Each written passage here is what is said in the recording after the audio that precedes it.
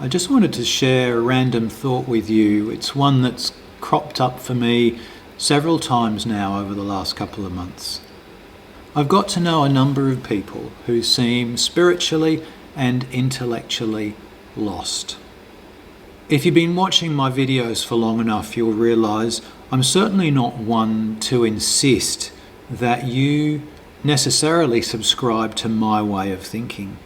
I do generally encourage people to be open-minded, to explore a wide variety of doctrines, beliefs, understandings.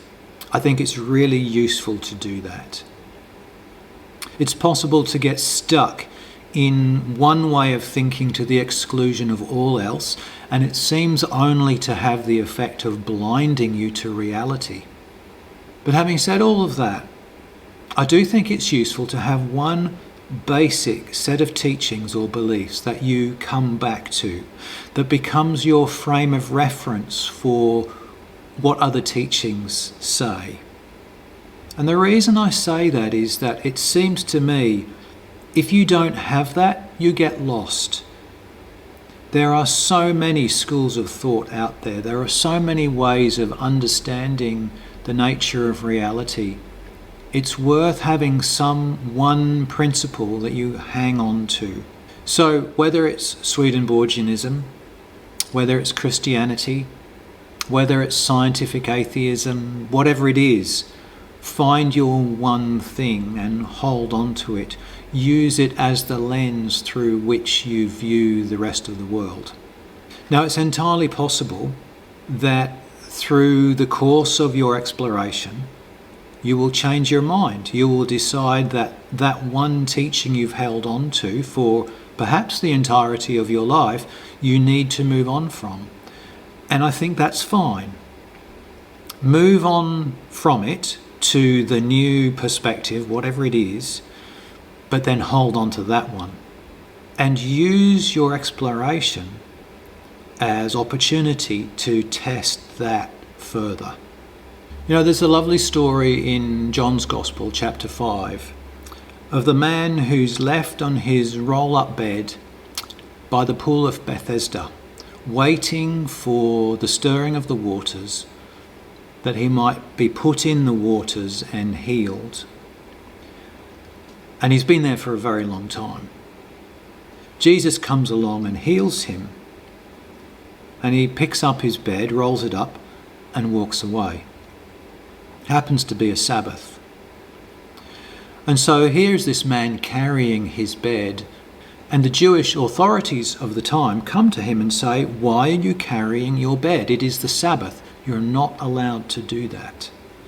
Now, when Swedenborg talks about bed, he talks about doctrine, teaching. This is the basic ideas that we hold, that our mind rests in, that it feels comfortable and at home in. Jesus curing this man of being stuck in his bed represents this awakening that this man experiences. Suddenly he's no longer stuck in this way of thinking. But it's interesting, isn't it, that the Jewish authorities object to this man moving around in the same way that many churches, even in our modern day, object to their members thinking for themselves. So we can see the way that it's problematic for us to be stuck in one way of thinking, unable to explore the wider intellectual world. But I do also think it's just as much of a problem for those of us who have no bed in which to lie. Where is it you rest? Where do you lay your head? Where do you feel at home? Some of you may regard yourselves as intellectual or spiritual wanderers. I wonder what you think about what I've said. Can you see the value in a place, a set of teachings that you subscribe to, against which you measure the rest of the intellectual world?